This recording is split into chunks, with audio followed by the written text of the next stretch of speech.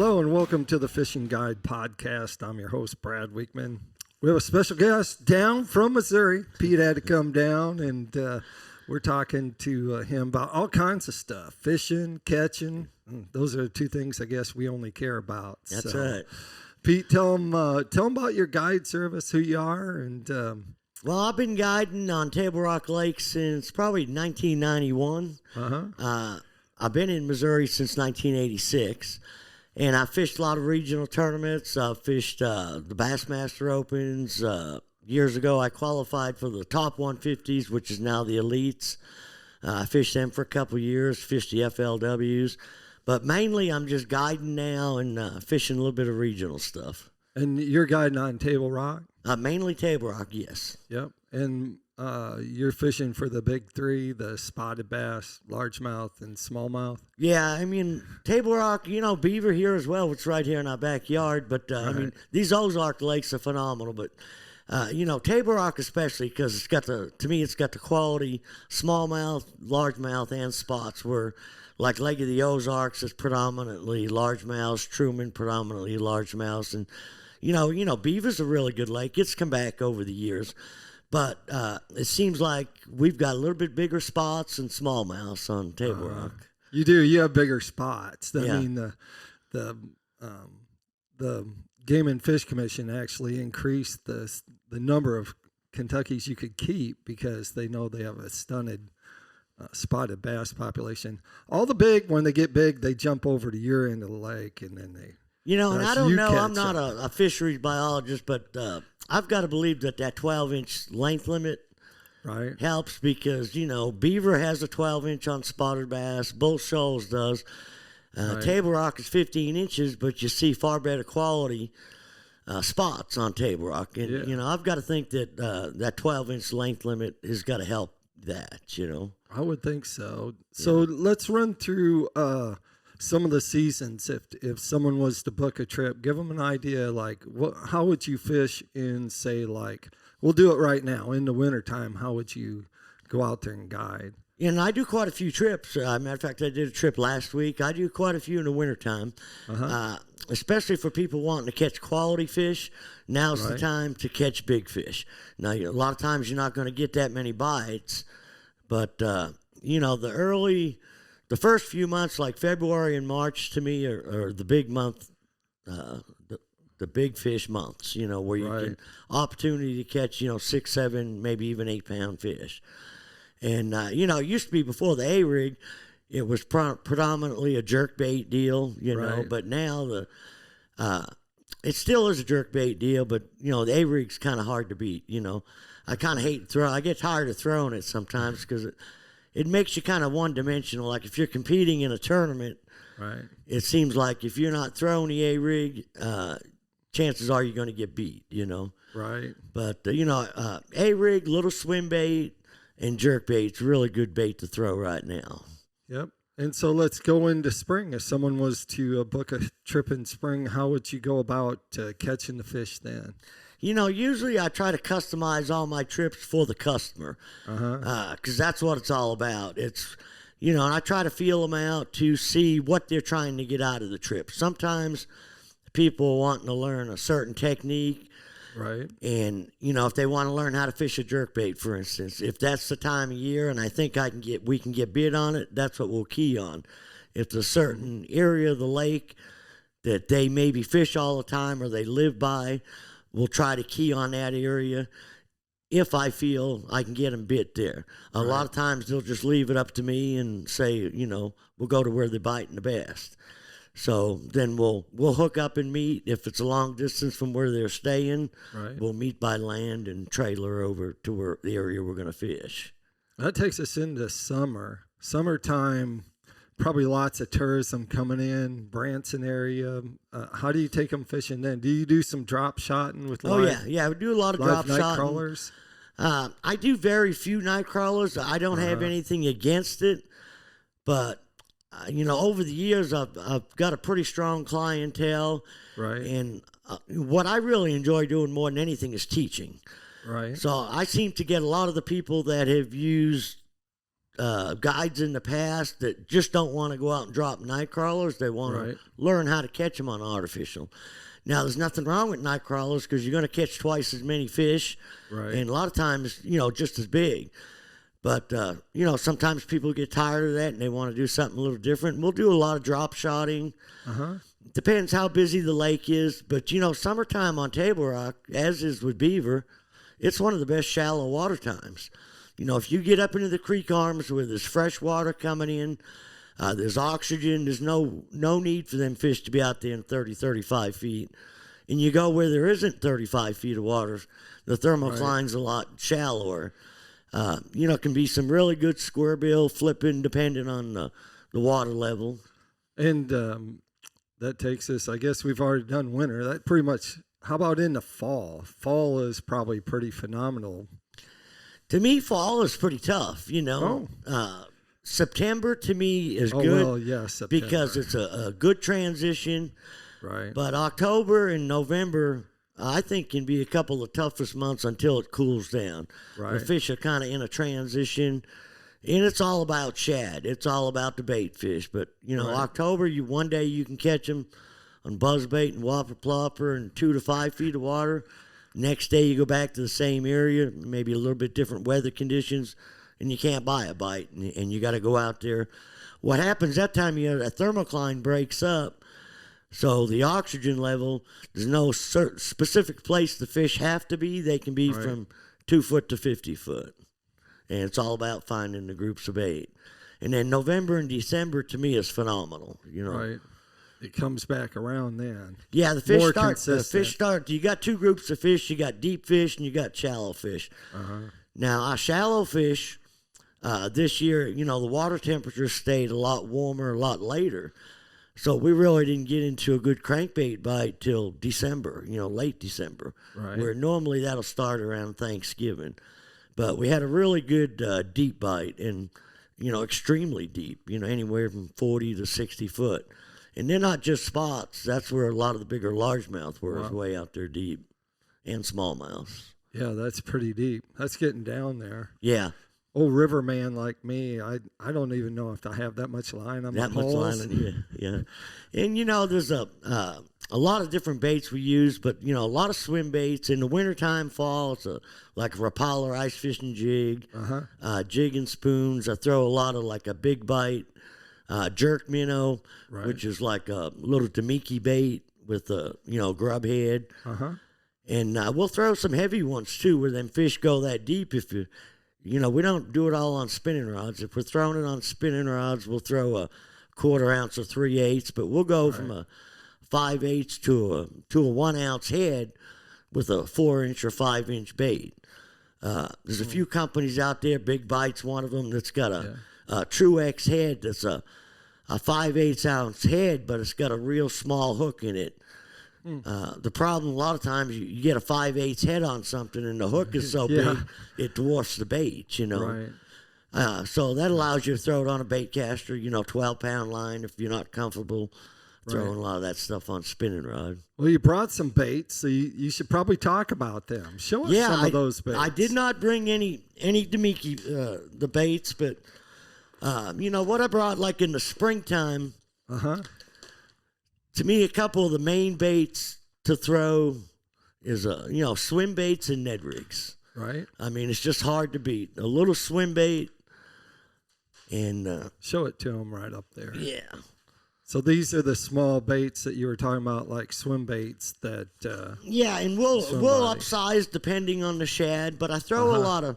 like a Big Bite Pro swimmer. Right. But, a Kitech will work. Bass Pro's got their brand, a Speed Shad. Yep.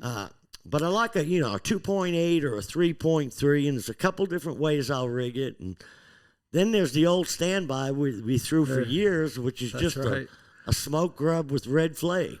Yeah. And I've got a 1/4 ounce head on it, and I'll usually throw it on spinning gear. But you can fish this bait from 2 foot to 60 foot. It just depends how much patience you have.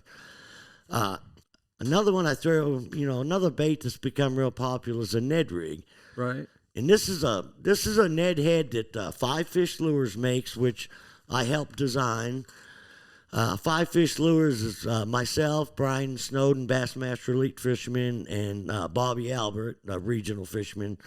We've teamed up together, and we've got some different jigs, shaky heads, but this Ned rig's a little unique. It's like a pyramid-shaped head, where most of the other heads are mushroom heads. Right, yep. And we've got a little wire weed guard on it. And how I came up with this, when the Ned rig kind of took off, I was using just a lot of ball heads and mushroom heads and whatever was available. Problem was they got hung up so much. So I started taking ball head jigs and filing them down, and then made a mold for them and was giving them to my guide buddies. And before I knew it, everybody wanted them. So we went into production making them. But we've got them in a 16th, 1/8 ounce, 3/16 and a quarter. And it's a pretty versatile head. We just don't use it for the Ned rig. If you're throwing like this, a little 2.8. Right. It's got a little wire weed guard on it. If you don't like the weed guard, you can just snip it off. But it works real well when you're trying to catch suspended fish in timber with the little weed guard. Helps you from getting hung up. Table Rock, like Beaver and Bull Shoals, has a lot of standing timber. A lot of standing timber. In the springtime, the fish are huge for suspending, because they're coming up out of that deep water and they're not relating to the bottom. A lot of times they're over deep water, but they're not deep. They're 8 to 15 foot, and that's where, a little grub, a little swim bait, because you can figure out where the fish are in your electronics, drop it down to that depth, and swim it through that zone. Some days they'll be on the bottom. You can take the little swim bait, and we call it scratching the bottom. We'll just cast it out till it hits bottom, just barely reel. Every once in a while, stop, let it go down the bottom. It's a pretty simple way for, especially for kids, because the fish just load up on it, and all you got to do is lean back, and, it's got a really sharp hook, reel a little faster. But something else we've done with the Ned rig, or what I've done with the 16th ounce. A lot of times, like Beaver, when the water gets high, you're flipping a jig in the bushes, or Cinco. And with this 16th ounce head, it gives me a little bit of weight where I can throw it like on 16-pound, sun line on a bait caster, and get down and penetrate. And this, we used to take and slide an O-ring onto the Cinco. Well, this is a pretty slick little deal. It's called a Nico rig that Big Bite makes, and it's got the O-ring built into the. Oh, look at that. Built into the worm, That's pretty cool. Yeah, and the reason you do that is so you don't lose, we'd put an O-ring on there so we wouldn't lose so many baits, Yeah. But then we'll fish, like a finesse jig quite a bit. Yeah, you're on Table Rock. You're going to have a 5/16 ounce. Yeah, we've got jig. A little 5/16 ounce. We call it a finesse jig. It's a half skirt. And I'll use like a Strike King baby rage craw for a trailer, or a little college craw, big bite. It's similar to like a critter craw. A lot of times I'll take and shorten up the bait and make a little bit smaller profile bait. But we've got these in 5/16, 7/16, and 9/16 to fish a little bit deeper. Oh, there you go. And then if the water's up, now the finesse jig, we've got another one called the cover jig. Okay, the finesse jig, it's got the pyramid style head, real similar to like the Ned rig. And this enables you to come through brush and rock. It's kind of a combination. It's great around boat docks. It's great for fishing open rock, and it's good for some light brush. But where it's a finesse jig, we've got a pretty light weed guard in it, for fishing 12-pound line or whatever.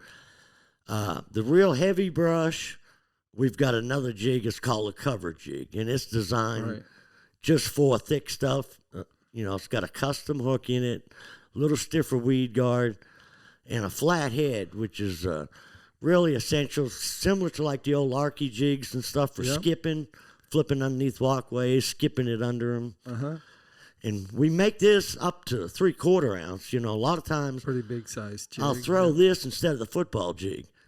Right. Because we all know when you're fishing brush piles, I don't care whose football jig it is, just the design of the head. They get hung up. They get hung up a bunch. So with the pyramid style head, it comes through the brush real well. And Brian designed this jig, and what he did is he wanted the jig where he fishes all over the country. Right. He didn't want to have 100 different jigs. He wanted a jig he could fish boat docks, one that he could flip heavy cover with. And he kind of designed it a lot for fishing the cedar trees, here in the Ozarks. Comes through them real well. Right. But, then you got your crankbaits, rock crawlers, wiggle warts, which the Ozark Lakes are famous for, and the jerk baits. Water starts getting a little warmer. When that water gets up around 50 degrees, I'll have a topwater bait on the boat all year. Is there a particular one that's real popular, or probably that you throw more than others? Well, there's two pretty popular ones here in the Ozark Lakes, and one is a jointed redfin, which Cotton Cordell makes, and Berkeley makes a real good one. It's called what is that, Lightning Shed or something like that? Yeah, but anyways, it comes right out of the package. Got good hooks on it, runs real well. The Cotton Cordells, we had to change the hooks on them. Heat the bills up and bend them, and basically what that is, it's a jointed Rapala, right? And it just walks on the top real slow. Now, my favorite topwater bait is... I'm going to cut that all out, so no one's going to get to see that part. So anything you said there, it doesn't work. Yeah. What else you got? My favorite topwater bait is a walking bait. Uh-huh. Like a spook. I don't throw a spook very much anymore because there's a lot of other companies that have come out with baits, cigar-type walking baits with 3 hooks. And I'm a big fan of 3 treble hooks on a walking bait. Now, some of the old spooks, the Jimmy Houston specials, they had, you can't find them anymore, but they used to have 3 hooks. Right. I still have some of them, but I just like walking the dog, and a Strike King sexy dog to me it's a real easy bait to walk. Right. And I'll throw both. They got 3 sizes, but I'll throw the regular size and then a baby one. All right. And my favorite colors, I've got about every color there is, but it's pretty simple. It's bone. Yep. White or bone. And sides are all wore out from the hooks slashing on the sides, and that's when you know it's a good one. Yeah, I've got a lot of baits like that. Brian Snowden, my buddy of mine that I fish with a lot, he's real particular when he designs a bait. And he'll look at some of my tackles sometimes, some of my jerk baits, the paint's all gone off the side. But a lot of times it's a certain bait that for some reason it's got it just runs a little bit better than the next one, and those are my favorites, my go-tos when the money's on the line. All right. So if someone shows up to go on a trip, what do you offer? Do they need to bring their own tackle, their food? What life jackets? Tell us what. Yeah, what they basically, need to do. all they have to do is show up with a fishing license. Okay. And I usually always talk to them the night before, right, so we can get a game plan of what time we're going to go out. And if it looks like it's going to be foul weather, suggest they bring rain gear. I supply, bottled water. Okay. Anything else they want to drink or eat. And as far as their own equipment, normally if they're novice anglers, right, I like to leave their stuff at home because they usually show up with a line that's been on there for 2 years, and they'll show up with a 12 or 14 pound line on an open face spinning reel that comes off like a slinky toy. Right. But a lot of times if people got a new rod and reel set up, or if they do fish quite a bit and they're more comfortable with their gear, I'll have them bring theirs. Okay. I've got a big boat, so I've got plenty of room. Most all my stuff is no older than a year old as far as rods and reels. Right. So what are you running? What are you running for a boat now? I'm running the Z21 XL Nitro. Okay.